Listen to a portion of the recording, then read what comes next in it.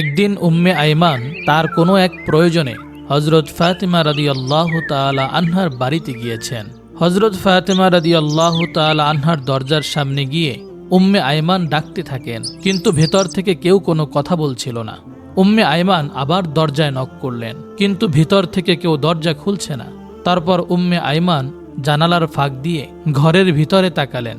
তখন তিনি দেখলেন হযরত ফাতিমা রাদিয়াল্লাহু তাআলা আনহা রুটির জাতা পিষতে পিষতে ঘুমিয়ে পড়েছেন এবং তার চকির উপরে একজন মহিলা বসে তাসবিহ পাঠ করছে এবং আরেকজন মহিলা হাসান এবং হোসাইন রাদিয়াল্লাহু তাআলা আনহুকে দোলনার মধ্যে দুধ খাওয়াচ্ছে। এই দৃশ্য দেখার পর উম্মে আইমান মা ফাতিমার বাড়ি থেকে চলে এসে প্রিয় নবীজির দরবারে প্রবেশ করেন। নবীজিকে সালাম দিয়ে উম্মে আইমান নবীজিকে বলেন, ইয়া রাসূলুল্লাহ, আমি কোনো এক প্রয়োজনে হযরত ফাতিমার বাড়িতে গিয়েছিলাম। তার ঘরের মধ্যে আমি এই দৃশ্য দেখতে পেলাম। তারপর প্রিয় নবীজি উম্মে আইমানকে বললেন, আমার মেয়ে ফাতিমা রুটির জাতা পিষতে পিষতে ক্লান্ত শরীর নিয়ে ঘুমিয়ে পড়েন, কিন্তু তখনও তার তাসবিহ পাঠ করা বাকি ছিল। তাই আমার দয়াময় আল্লাহ রব্বুল আলামিন হযরত ফাতিমা রাদিয়াল্লাহু তাআলা আনহার ঘরে দুইজন ফেরেশতা পাঠিয়ে দেন। একজন ফেরেশতা মা ফাতিমার অসমাপ্ত তাসবিহ পাঠ করছে এবং আরেকজন ফেরেশতা আমার কলিজার টুকরা দুইজন নাতি হাসান এবং হোসাইন রাদিয়াল্লাহু তাআলা আনহুকে দোলনার মধ্যে ঘুম পাড়াচ্ছে। তুমি যে দুইজন মহিলাকে দেখেছ, তারা কোনো মহিলা নয়, তারা আল্লাহ রব্বুল আলামিনের পাঠানো ফেরেশতা। তখন উম্মে আইমান এই কথাগুলো শুনে সুবহানাল্লাহ বলে নবীজির দরবার থেকে সালাম দিয়ে বিদায় নিলেন। তার কিছুদিন পর বিশ্বনবী হযরত ফাতিমা রাদিয়াল্লাহু তাআলা আনহার বাড়িতে গেলেন হযরত ফাতিমাকে দেখার জন্য। নবীজি যখন ফাতিমার ঘরের মধ্যে প্রবেশ করলেন, তখন ফাতিমার মুখটা অনেক মলিন দেখাচ্ছিল। প্রিয় নবীজি হযরত ফাতিমাকে জিজ্ঞাসা করলেন, মা, তুমি কি অসুস্থ? তোমার মুখটা এরকম মলিন দেখাচ্ছে কেন? তখন মা ফাতিমা বললেন, আব্বাজান, আমি অসুস্থ নই, কিন্তু আজকে 2 দিন যাবৎ আমার ঘরে চুলাতে আগুন জ্বলে না। আজকে 2 দিন যাবৎ আপনার আদরের নাতি হাসান এবং হোসাইন না খেয়ে ক্ষুধার যন্ত্রণায় তারা 2 ভাই একজন আরেকজনের গলা জড়িয়ে ধরে কান্না করছে। তখন আমাদের নবীজি হযরত ফাতিমাকে বললেন, হে আমার আম্মাজান, দুঃখ করো না, ধৈর্য ধারণ করো, নিশ্চয়ই মহান আল্লাহ রব্বুল আলামিন আমাদের সাথে রয়েছেন। এই কথা বলে বিশ্বনবী মা ফাতিমার ঘর থেকে চলে আসলেন। পরের দিন এক সওদাগর হযরত আলী রাদিয়াল্লাহু তাআলা আনহুকে একটি কাজের জন্য ডাকেন। কাজটি এমন ছিল যে সেই সওদাগরের উটের পিঠ থেকে তার বাড়িতে মালগুলো নিয়ে পৌঁছে দিবেন। হযরত আলী রাদিয়াল্লাহু তাআলা আনহু এই কাজের বিনিময়ে কিছু দিরহাম পেলেন। ওই দিরহামগুলো নিয়ে তিনি দোকানে চলে গেলেন। তারপর দোকান থেকে কিছু আটা নিয়ে মা ফাতিমাকে দিলেন। তারপর ক্লান্ত শরীর নিয়ে হযরত আলী রাদিয়াল্লাহু তাআলা আনহু ঘুমিয়ে পড়লেন। মা ফাতিমা আটাগুলো জাতার মধ্যে পিষে ওইগুলো দিয়ে রুটি তৈরি করেন। তারপর হযরত আলীকে ঘুম থেকে জাগিয়ে ওই রুটিগুলো সকলে মিলে খান। সকলের খাবার শেষ হওয়ার পর মা ফাতিমা কিছু রুটি আমাদের নবীজির জন্য নিয়ে আসেন। মা ফাতিমা নবীজিকে রুটিগুলো দিয়ে বলেন, আব্বাজান, আপনি এই রুটিগুলো খান। আব্বাজান, আজ 2 দিন পর আমাদের ভাগ্যে কিছু রুটি জুটেছে। তখন আমাদের নবীজি 3 দিন উপবাস থাকার পর রুটিগুলো খেলেন। তারপর মা ফাতিমাকে বললেন, মা, আজকে 3 দিন পর তোমার দেওয়া এই রুটিগুলো খেলাম। একদিন হযরত আলী রাদিয়াল্লাহু তাআলা আনহু হযরত ফাতিমাকে ডেকে বললেন, হে ফাতিমা, শুনেছি নবীজির কাছে কিছু বন্দি এসেছে। তুমি তো সারাদিন অনেক কষ্ট করো, জাতাতে রুটি পিষতে পিষতে হাতে দাগ ফেলে দিয়েছ। তোমার আব্বাজানকে বলো না আমাদের জন্য একটা দাসীর ব্যবস্থা করে দিতে। তখন ফাতিমা হযরত আলীর কথা মতো প্রিয় নবীজির দরবারে যাওয়ার জন্য রওনা হলেন। কিন্তু মা ফাতিমা এতটাই লাজুক ছিলেন যে তিনি তার আব্বাজানের কাছে এই কথাটা বলতে পারলেন না। তাই দরবারের মধ্যে না ঢুকে বাহির থেকে আবার বাড়িতে চলে আসেন। তখন হযরত আলী রাদিয়াল্লাহু তাআলা আনহু ফাতিমাকে দেখেই বুঝতে পেরেছিলেন যে ফাতিমা তার লজ্জার কারণে নবীজির কাছে এই কথা বলতে পারেনি। তখন আলী রাদিয়াল্লাহু তাআলা আনহু বলেন, হে ফাতিমা, চলো আমরা দুজনে গিয়ে নবীজির কাছে একজন দাসীর কথা বলি। এই বলে তারা 2 জন নবীজির দরবারের উদ্দেশ্যে রওনা দিলেন। ফাতিমা রাদিয়াল্লাহু তাআলা আনহা এবং আলী রাদিয়াল্লাহু তাআলা আনহু নবীজির দরবারে এসে নবীজির কাছে একজন দাসীর কথা বলেন। তখন নবীজি এই প্রস্তাবে অসম্মতি জানালেন। অতঃপর হযরত আলী রাদিয়াল্লাহু তাআলা আনহু এবং ফাতেমা রাদিয়াল্লাহু তাআলা আনহা আদবের সাথে নবীজির দরবার থেকে বের হয়ে বাড়িতে চলে আসেন। তার পরের দিন নবীজি ফাতেমার বাড়িতে আসলেন। হযরত ফাতেমার বাড়িতে এসে নবীজি বললেন, মা, আমি তোমাদেরকে কিছু তাসবিহ পাঠ করার জন্য দিয়ে যাচ্ছি। এই তাসবিহগুলো যদি তোমরা নিয়মিত পাঠ করো তাহলে আল্লাহ রব্বুল আলামিন তোমাদের ঘরের মধ্যে রহমত এবং বরকত সব সময় দিতে থাকবেন।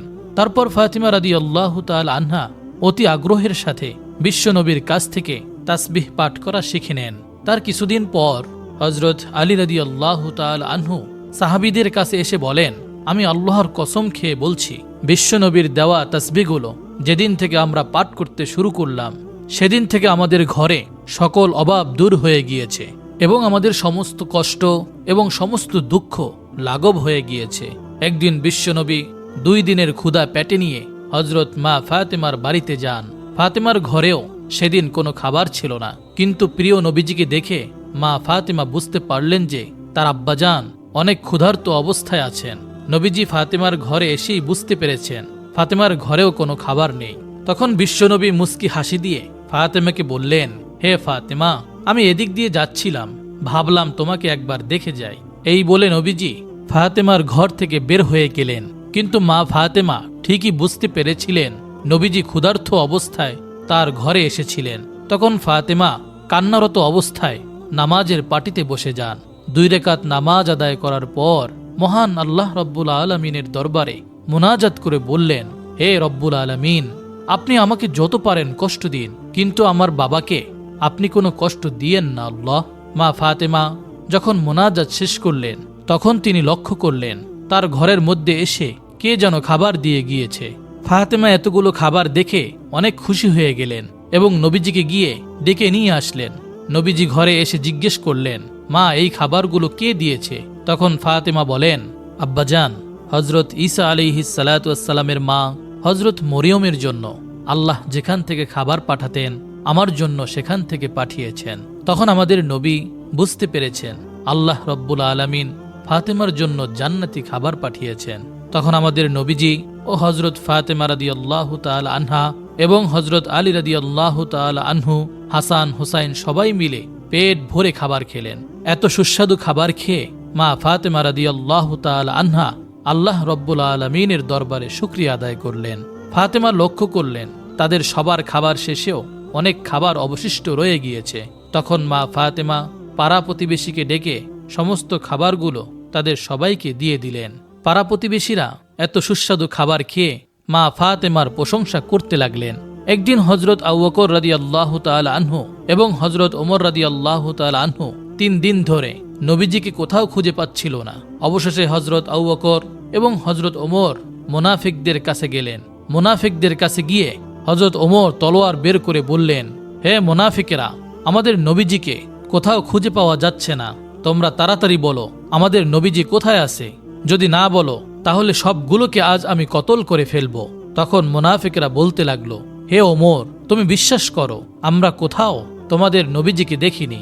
তখন হযরত আবু বকর ওমরকে বললেন, চলো আমরা সামনের রাস্তায় গিয়ে দেখি, সেখানে কিছু রাখাল থাকে, তাদেরকে জিজ্ঞাসা করলে হয়তোবা দয়াল নবীজির খোঁজ পাওয়া যেতে পারে। অতঃপর তারা দুজন মিলে সামনের দিকে হাঁটা শুরু করলেন। কিছুদূর যাবার পর তারা কয়েকজন রাখালকে দেখতে পেলেন। হযরত ওমর রাদিয়াল্লাহু তাআলা আনহু রাখালকে জিজ্ঞেস করলেন, তোমরা কি এদিক দিয়ে আমাদের বিশ্ব নবীকে যেতে দেখেছ? তখন রাখালদের পক্ষ থেকে একজন রাখাল বললেন, আজকের 3 দিন যাবৎ পাশের গুহাতে একজন লোক কান্না করে চলেছে। তার কান্না দেখে আমাদের পশুগুলো আজ 3 দিন যাবৎ কোনো খাবার খাচ্ছে না। দুগ্ধ পায় শিশুর বাচ্চারা দুধে মুখ লাগাচ্ছে না। মনে হচ্ছে আমাদের পশুগুলো যেন 3 দিন ধরে কান্না করছে। ভাই, তোমরা তোমাদের লোককে নিয়ে যাও, তাহলে হয়তোবা আমাদের পশুগুলো আগের মতো খাওয়া শুরু করবে। এবার হযরত আবু বকর রাদিয়াল্লাহু তাআলা আনহু হযরত ওমরকে বললেন, ওমর, যার কান্নার জন্য পশু পাখিরা পর্যন্ত খাওয়া দাওয়া ছেড়ে দিয়েছে সে আর কেউ হবে না, তিনিই আমাদের নবী হযরত মুহাম্মদ মুস্তাফা সাল্লাল্লাহু আলাইহি ওয়াসাল্লাম হবেন। তখন হযরত আবু বকর নবীজির খোঁজে গুহার দিকে চললেন। আবু বকর এবং হযরত ওমর রাদিয়াল্লাহু তাআলা আনহু গুহার মধ্যে গিয়ে দেখলেন আমাদের নবীজি সিজদায় পড়ে উম্মতি উম্মতি বলে কান্না করছে। এবার হযরত ওমর রাদিয়াল্লাহু তাআলা আনহু নবীজিকে উদ্দেশ্য করে বললেন, ইয়া রাসূল আল্লাহ, আমরা আজকে 3 দিন যাবত আপনাকে খুঁজতে খুঁজতে হয়রান হয়ে গিয়েছি। নবীজি, আপনি এখানে উম্মতের জন্য কান্না করছেন, আমরা তো আপনার খোঁজে পাগল হয়ে গিয়েছি। ইয়া রাসূল আল্লাহ, আপনি উঠুন, আমরা আপনাকে নিতে এসেছি। কিন্তু নবীজি সিজদা থেকে মাথা উঠাচ্ছেন না। তখন হযরত আবু বকর রাদিয়াল্লাহু তাআলা আনহু বিশ্ব নবীকে বললেন, ইয়া রাসূল আল্লাহ, আপনি উম্মতের জন্য এত কান্না করতেছেন, আপনি মাথা উঠান। আমি আবু বকর আমার সারা জীবনের ইবাদতগুলো আপনার উম্মতের জন্য দান করে দিলাম, তারপরেও আমাদের নবীজি মাথা উঠান না। তারপর হযরত আবু বকর এবং ওমর রাদিয়াল্লাহু তাআলা আনহু বাড়ির দিকে আসছেন। পথিমধ্যে হযরত আলী রাদিয়াল্লাহু তাআলা আনহুর সাথে সাক্ষাৎ হয়। তারপর হযরত আলী রাদিয়াল্লাহু তাআলা আনহুকে হযরত আবু বকর ও হযরত ওমর রাদিয়াল্লাহু তাআলা আনহু বিস্তারিত সবকিছু খুলে বলেন। তারপর হযরত আলী রাদিয়াল্লাহু তাআলা আনহু বাড়িতে গিয়ে মা ফাতেমা, হাসান এবং হোসাইনকে নিয়ে নবীজির গুহার মধ্যে চলে আসেন। এরপর হযরত ফাতেমা আমাদের নবীজিকে লক্ষ্য করে বললেন, হে আব্বাজান, আপনি কিভাবে পারলেন আজকের 3 দিন যাবত আমাদেরকে ভুলে থাকতে? আমরা আপনাকে সমস্ত জায়গায় খুঁজে খুঁজে পাগল পারা হয়ে গিয়েছি। আপনার নাতি হাসান এবং হোসাইন আপনার জন্য কান্না করছে। আব্বাজান, আপনি মাথা উঠান, আমরা আপনাকে নিতে এসেছি, তারপরেও আমাদের নবীজি মাথা উঠান না। এবার হযরত ফাতেমা রাদিয়াল্লাহু তাআলা আনহা আমাদের নবীজিকে বললেন, ইয়া রাসূল আল্লাহ, আমি ফাতেমা আমার 2টা কলিজার টুকরা সন্তান হাসান এবং হোসাইনকে আপনার উম্মতের জন্য কোরবানি করে দিলাম। এবার আমার আল্লাহ হযরত জিবরাইল আলাইহিস সালাতু ওয়াস সালামকে ডেকে বললেন, হে জিবরাইল, তুমি এখন যাও, গিয়ে আমার বন্ধুকে মাথা উঠাতে বলো এবং কান্না বন্ধ করতে বলো। হে জিবরাইল, আমার বন্ধুকে জানিয়ে দাও, আমি আল্লাহ কথা দিচ্ছি, আমার বন্ধুকে না জিজ্ঞাসা করে আমার বন্ধুর একটা উম্মতকেও আমি জাহান্নামে দেব না। অতঃপর হযরত জিবরাইল আল্লাহর নবীর কাছে এসে আল্লাহ রব্বুল আলামিনের কথাগুলো নবীজিকে শুনিয়ে দিলেন। আল্লাহর নবী তারপর সিজদা থেকে মাথা উঠালেন। এমনি ভাবে আরেক দিনের ঘটনা, কোনো এক ঈদের দিনে সকালে হাসান এবং হযরত হোসাইন রাদিয়াল্লাহু তাআলা আনহু ফাতেমা রাদিয়াল্লাহু তাআলা আনহার ঘরে গিয়ে মা ফাতেমার কাছে এসে বললেন, আম্মাজান, আজকে ঈদের দিন, সকল ছেলেমেয়েরা নতুন জামাকাপড় পরছে, আমাদের নতুন জামাকাপড় কোথায়? তখন হযরত ফাতেমা হাসান এবং হোসাইনকে বললেন, বাবারা, তোমরা গোসল করে এসো, তোমরা গোসল করে আসলেই দর্জি তোমাদের জামা দিয়ে যাবে। এই কথা শুনে হযরত হাসান এবং হোসাইন রাদিয়াল্লাহু তাআলা আনহু খুশিতে 2 ভাই গোসল করতে গেলেন। তখন মা ফাতেমা সন্তানদেরকে গোসলে পাঠিয়ে নামাজে দাঁড়িয়ে গেলেন। 2 রাকাত নামাজ আদায় করে আল্লাহ রব্বুল আলামিনের কাছে ফরিয়াদ করতে লাগলেন, হে আমার দয়াময় আল্লাহ, আমি আমার সন্তানদেরকে সান্ত্বনা দিয়ে বলেছি যে তারা গোসল করে আসলেই দর্জি তাদের জন্য নতুন জামা নিয়ে আসবে, কিন্তু আল্লাহ, তুমি তো জানো আমার নতুন জামা দেবার মতো কোনো সামর্থ্য নেই। হে আল্লাহ, তারা যদি গোসল করে এসে নতুন জামা না পায়, তাহলে তারা বলবে নবীজির মেয়ে হয়ে আমাদের মা মিথ্যা কথা বলে। হে আল্লাহ, আমি এখন কি করব? এই সব বলে মা ফাতেমা আল্লাহর দরবারে আরজি জানাতে লাগলেন। মা ফাতেমার মোনাজাত যখন শেষ করলেন, তার কিছুক্ষণ পরেই দেখতে পাচ্ছেন হাসান এবং হোসাইন রাদিয়াল্লাহু তাআলা আনহু 2টা প্যাকেট হাতে নিয়ে ঘরের মধ্যে ঢুকলেন। তখন ফাতেমা হাসান হোসাইনকে জিজ্ঞেস করলেন, বাবারা, তোমাদের হাতে কি? তখন হাসান এবং হোসাইন বললেন, আম্মাজান, দরজার বাহিরে দর্জি আমাদেরকে 2টি প্যাকেট দিয়ে গিয়েছে। অতঃপর ফাতেমা জামার প্যাকেটগুলো খুলে এত সুন্দর জামা দেখতে পেয়ে আল্লাহ রব্বুল আলামিনের দরবারে শুকরিয়া আদায় করলেন। তার কিছুদিন পর বিশ্বনবী দুনিয়া ছেড়ে চলে যান। নবীজি দুনিয়া থেকে চলে যাবার 2 দিন পর হযরত আবু বকর রাদিয়াল্লাহু তাআলা আনহু একাকী কোথাও হেঁটে যাচ্ছিলেন। পথিমধ্যে তিনি দেখতে পেলেন সামনে ইবলিস শয়তান দাঁড়িয়ে কান্না করছে। তখন হযরত আবু বকর ইবলিসকে উদ্দেশ্য করে বললেন, হে ইবলিস, তুমি কেন কান্না করছো? এখন তো তোমার খুশির দিন, বিশ্বনবী দুনিয়া ছেড়ে চলে গিয়েছে। তখন ইবলিস হযরত আবু বকর রাদিয়াল্লাহু তাআলা আনহুকে উদ্দেশ্য করে বললেন, হে আবু বকর, নবীজি দুনিয়া ছেড়ে চলে যাওয়ার কারণে আমি ইবলিসও হতবাক হয়েছি। কেননা আমি জানি আল্লাহ রব্বুল আলামিন আমাকে যে শাস্তি দিয়েছে, আমি চিরস্থায়ী জাহান্নামী। কিয়ামতের পর আমাকে সারা জীবন জাহান্নামের শাস্তি ভোগ করতে হবে। জাহান্নামের শাস্তি সম্পর্কে আমি জানি কত কঠিন সেটা হবে। হে আবু বকর, আমি প্রতিটি সময় প্রতিটি মুহূর্তে বিশ্বনবীর সাথে সাক্ষাৎ করতে চেয়েছিলাম।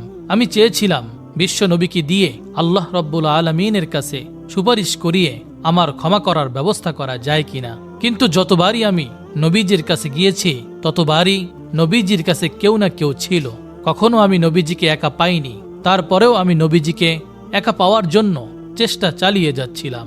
কিন্তু এখন তো বিশ্বনবী দুনিয়া ছেড়ে চলে গিয়েছে, আমার ক্ষমার রাস্তাও চিরতরে বন্ধ হয়ে গিয়েছে।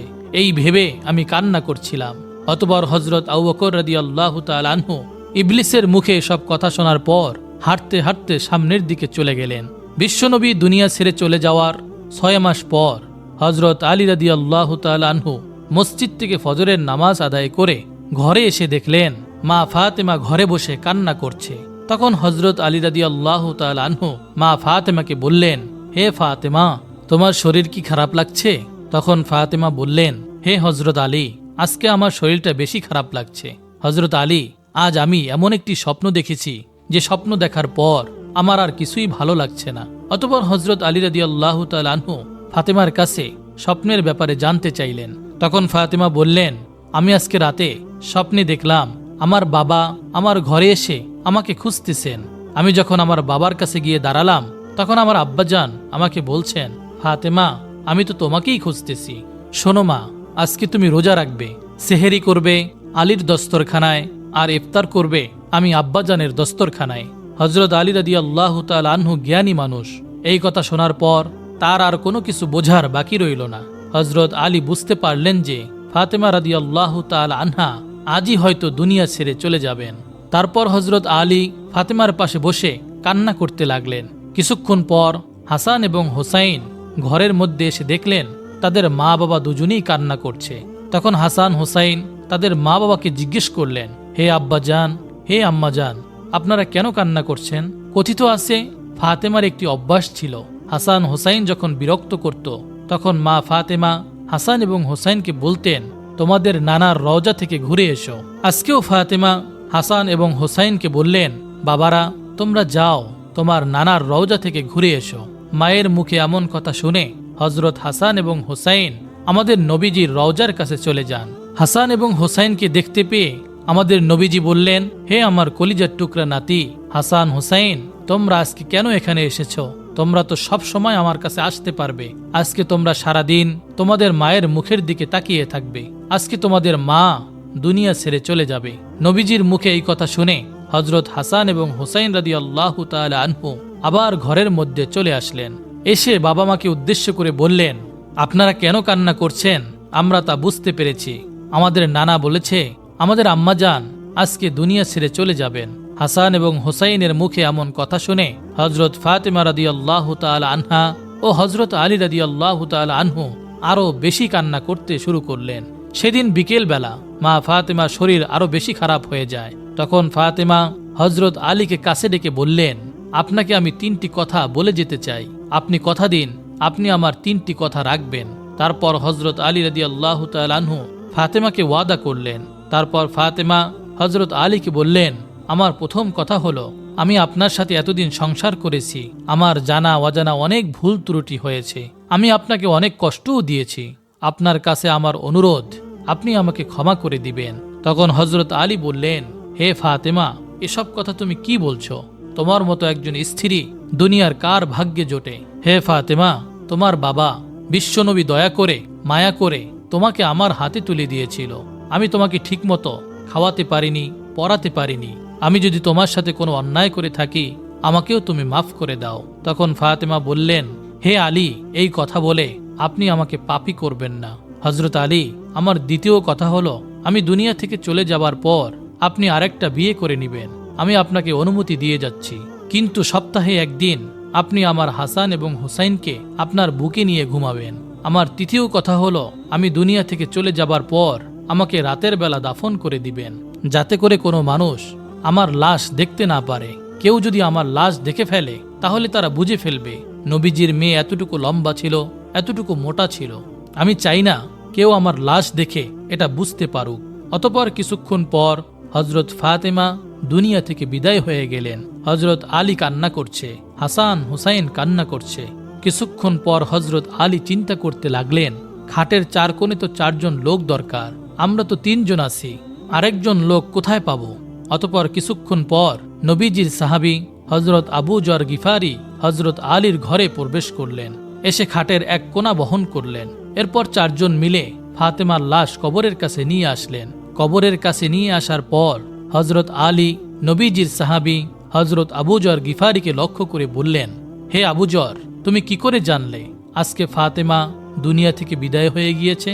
তখন আবু যর গিফারি আলীকে উত্তর দিলেন, হে আলী, আমি স্বপ্নে দেখতে পেলাম আমাদের প্রিয় নবীজি আমাকে বলছে, হে আবু যর, আজকে আমার মেয়ে ফাতেমা দুনিয়া থেকে বিদায় নিয়েছে, তার খাটিয়া বহন করার জন্য একজন লোকের দরকার। তুমি যাও, আমার মেয়েকে দাফন কাফন করে দিয়ে এসো। অতঃপর তারা সবাই মিলে মা ফাতেমার লাশ কবরের মধ্যে নামালেন। এরপর কবরকে উদ্দেশ্য করে হযরত আবু যর গিফারি বললেন, হে কবর, তুমি কি জানো তোমার মধ্যে আজকে কাকে রেখে যাচ্ছি? আজকে তোমার মধ্যে রেখে যাচ্ছি বেহেশতের মহিলাদের সর্দারিনী মা ফাতেমা রাদিয়াল্লাহু তাআলা আনহাকে। সাবধান কবর, তুমি কিন্তু তার সাথে ভালো ব্যবহার করবে। কবর থেকে কোনো আওয়াজ আসলো না। আবু যর গিফারি তখন আবার বললেন, হে কবর, তোমার মধ্যে আজকে এমন একজন ব্যক্তিকে রেখে যাচ্ছি যিনি হলেন শেরে খোদা হযরত আলী রাদিয়াল্লাহু তাআলা আনহুর স্ত্রী। তখনও কবর থেকে কোনো আওয়াজ আসে না। আবু যর গিফারি তখন কবরকে আবার বললেন, তোমার মধ্যে এমন একজন ব্যক্তিকে রেখে যাচ্ছি যিনি বেহেশতের যুবকদের সর্দার হাসান এবং হোসাইন রাদিয়াল্লাহু তাআলা আনহুর মাতা। সাবধান কবর, তুমি কিন্তু কোনো প্রকার খারাপ ব্যবহার করবে না। তারপরেও কবর থেকে কোনো আওয়াজ আসে না। সর্বশেষ আবু যর গিফারি কবরকে বললেন, তোমার মধ্যে আজকে এমন একজন ব্যক্তিকে রেখে যাচ্ছি যাকে সৃষ্টি না করলে দুনিয়াই সৃষ্টি হতো না। তিনি হলেন দোজাহানের বাদশাহ হযরত মুহাম্মদ মুস্তাফা সাল্লাল্লাহু আলাইহি ওয়াসাল্লামের কলিজার টুকরা মেয়ে ফাতেমা। তাকে আজ তোমার মধ্যে রেখে যাচ্ছি। খবরদার কবর, কোনো প্রকার বেয়াদবি করবে না। তখন আল্লাহ রাব্বুল আলামিন কবরের জবান খুলে দিলেন। কবর হযরত আবু যর গিফারি রাদিয়াল্লাহু তাআলা আনহুকে উদ্দেশ্য করে বলতে লাগলেন, হে আবু যর, আমি হলাম অন্ধকার কবর। আমি কোনো বংশ পরিচয় দেখি না, কে কোথা থেকে এসেছে সেটাও দেখি না। আমি দেখি দুনিয়াতে বসে সে আল্লাহ রাব্বুল আলামিনকে খুশি করতে পেরেছে কিনা, এবং আমি দেখি শুধু আমল। যে ভালো আমল নিয়ে আসবে তার সাথে আমি ভালো ব্যবহার করব, আর যে মন্দ আমল নিয়ে আসবে আমি তার সাথে মন্দ ব্যবহার করব। আমার মধ্যে আছে সাপ, ভয়ঙ্কর বিচ্ছু, যারা পাপীকে দংশন করতে থাকবে। আর যে ভালো আমল নিয়ে আসবে তার জন্য আমি কবর জান্নাতের বাগান হয়ে যাব। কবরের এমন জবাব শুনে আবু যর গিফারি ভয়ে কাঁপতে শুরু করলেন। প্রিয় দিনী ভাই ও বোনেরা, একবার চিন্তা করে দেখুন, নবীজির মেয়ের ব্যাপারে কবর যদি এমন কঠিন কথা বলে, তাহলে আপনার আমার বেলায় কি অবস্থা হতে পারে। আল্লাহ তাআলা আমাদের সবাইকে দয়া করে মাফ করে দিন, জান্নাতি মানুষ হয়ে কবরে যাওয়ার তৌফিক দান করুন। আমিন।